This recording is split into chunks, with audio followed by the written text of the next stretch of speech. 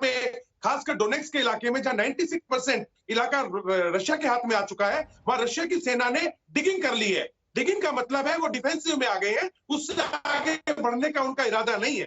हालांकि डिनेप्रो जो आपका शहर है उससे आगे, उसमें गोलाबारी हो रही है। मारियापोल ये एक इलाका, जैसे आप जानते हैं कि ये उन लोगों का है जो कि नेशनलिस्ट लोग हैं और बड़ी भारी कंसंट्रेशन में ये लोग हैं। इन्हीं लोगों ने आज तक लड़ाई लड़ी है, जो डोनबास के इलाके में जितने भी अलगाववादी हैं, ये रशियन फेवर करने वाले, और यही लोग हैं जिन्होंने 2014 के अंदर डोनबास के इलाके में से मारियापोल के अंदर अपना वर्चस्व जमा लिया था। तो आज उनके साथ जो घमासान लड़ाई हुई और जो वहां पे बेरहमी के साथ कत्लेआम हुआ, चेचन्या की सेना को बुलाया गया, तो डेफिनेटली रशिया चाहता है कि ये बहुत इंपॉर्टेंट बंदरगाह है कि उसके हाथ में आ जाए, और उसके पश्चिम में जहां चाहे जेपोर्जिया है, चाहे खेलसन है या ओडेसा है, डेफिनेटली ये लैंड कॉरिडोर रशिया बनाने की कोशिश करेगा अब कंसंट्रेट करके, क्योंकि वो चाहता है कि नेटो उसके क्षेत्र पे पहुंचे ना पहुंचे, दरवाजे पे, लेकिन ये इस रास्ते से डेफिनेटली मोल्डोवा से होते हुए, रोमानिया से होते हुए नेटो के दरवाजे पर दस्तखत दे देगा। तो मेरा मानना यह है रशिया बहुत स्ट्रेटेजी से काम कर रहा है और इसके रिजल्ट हमें आने वाले दिनों में इन क्षेत्रों में दिखाई देंगे। जनरल मस्टिन, एक तरफ ये सारी चीजें हैं और दूसरी तरफ एक और बात है जो हम स्टार्टिंग से कह रहे हैं कि क्या रूस अपने सभी सबसे उन्नत जो हथियार हैं उसके, या जो सबसे ज्यादा बर्बादी कर सकते हैं, क्या उनका इस्तेमाल कर रहा है, या फिर वो थोड़ा सा सॉफ्ट हाथों से चल रहा है? ये दो तरह की एक चर्चा चलती रही है। पर अगर हम ये माने कि वाकई यूक्रेन हावी होता रहा और उसकी सीमा में घुसकर उस पर आक्रमण करने लगा, तो क्या हम ये भी समझें कि रूस की तरफ से भी आक्रमण में या हथियार जिस तरह के वो यूज कर रहा है उनके इस्तेमाल में तेजी आएगी? श्वेता, जब से ये लाइव शुरू हुई है, मेरे को ये काफी हद तक ये वन साइडेड लड़ाई लग रही। कारण ये है, देखिए, रूस जो भी है एक बहुत बड़ी शक्तिशाली सेना है, उसमें कोई शक नहीं है। और यूक्रेन के पास जितने हथियार वगैरह थे काफी कम थे, और उनकी ट्रेनिंग वगैरह और साइज और सब कुछ में रूस बहुत आगे थी बनस्पत यूक्रेन से, उसमें कोई शक नहीं है। तो ऑब्वियसली आप जब भी कोई लड़ाई करेंगे तो आप वही हथियार इस्तेमाल करेंगे। एक ओवरकिल भी नहीं होना चाहिए, लेकिन रूस ने कुछ जगह ओवरकिल किए हैं, जैसे उन्होंने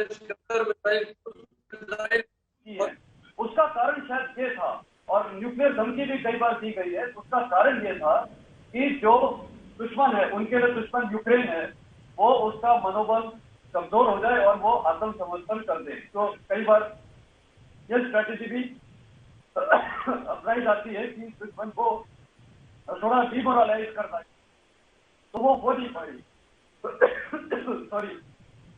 तो जनरल मस्टिन, आप पानी पी लें, हम थोड़ी देर के बाद आपके पास जी लौटते हैं।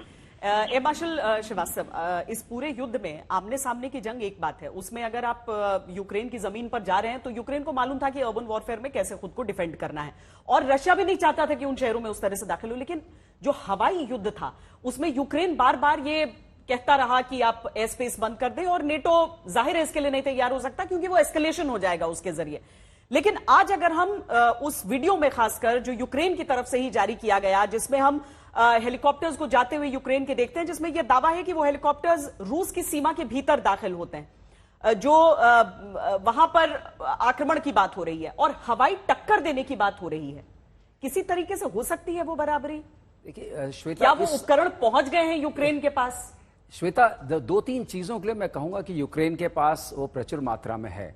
जैसे इंटेलिजेंस है, जो भी सैटेलाइट इंटेलिजेंस है और अदरवाइज ह्यूमन इंटेलिजेंस है, वो उनके पास अवेलेबल है, बिकॉज वो उनको वेस्टर्न ब्लॉक का पूरा सपोर्ट मिल रहा है।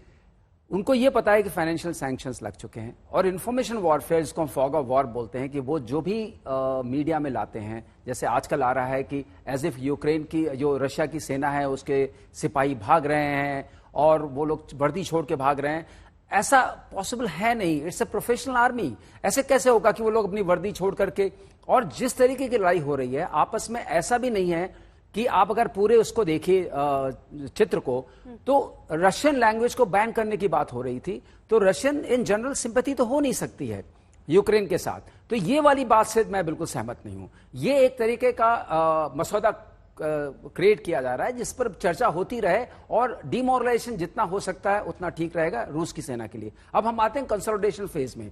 मैं इसको देख के ये चलता हूं कि ये फेज जो है वो रशियन आर्मी के लिए कंसोलिडेशन का फेज है। उन्होंने अपने सिर्फ 200,000 के आसपास लोग इसमें लगाए थे और हमेशा जो एट्रिशन होता है डिफेंडिंग आर्मी जो होती है इनके पास भी 90। Ukrainian army is not so small जितना कि ऐसे पोर्ट्रे किया जा रहा है एज इफ कि हम बात कर रहे हैं नेपलीज आर्मी या उस तरह की चीज के लिए। अच्छी स्ट्रांग आर्मी है, प्रोफेशनल आर्मी है और पिछले 7-8 सालों में उनको वेस्टर्न ट्रेनर्स ने ट्रेन भी किया है। तो उनके पास आप देखिएगा जितने भी आपके पास विजुअल्स आते हैं या चित्र आते हैं उसमें या तो स्टिंगर से गिराया गया है या फिर उसमें जैवलिन का यूज हुआ है।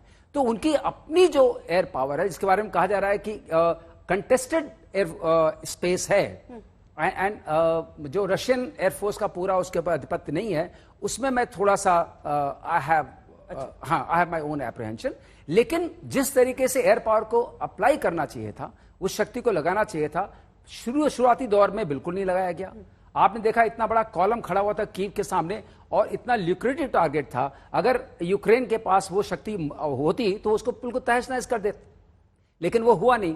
तो इन सबको अगर आप मिला के देखते हैं, रशियन इस वक्त जो है कंसोलिडेशन फेज में है। डॉनबैस के एरिया में उन्होंने मोर और लेस अपना कंट्रोल ले लिया है। मैरियोपोल उनको लड़ना ही पड़ेगा बिकॉज वहां पर अजोव फाइटर्स थे और अल्ट्रा नेशनलिस्ट थे, उसको कैप्चर करना ही पड़ेगा। एंड वो एक तटवर्ती इलाका भी है। वो चाहते हैं कि ब्लैक सी को कट ऑफ कर दें और एजोव सी को कट ऑफ कर दें जिससे सदर्न साइड में उनका आधिपत्य हो जाए। और जब ये वर्चस्व हो जाएगा नेक्स्ट फेज विल स्टार्ट। इस वक्त सबसे बड़ी बात यह है कि इस लड़ाई को अगर खत्म करना है तो उसका क्या मुहिम होगी, कहां जाके लड़ाई खत्म होगी। तो अगर आप श्वेता देखती हैं तो उसमें एक खास बात आती है कि एक बार उन्होंने कंसोलिडेशन कर लिया और डिफेंसिव पोस्चर्स में आ गए, then they can go on the peace table, ये कहते हुए कि हम पीस अब शांति वार्ता के लिए तैयार खड़े हैं। क्योंकि आज तक ये देखा गया हर युद्ध में यही हुआ है, जो जहां बैठ गया है वो वहां बैठ गया है।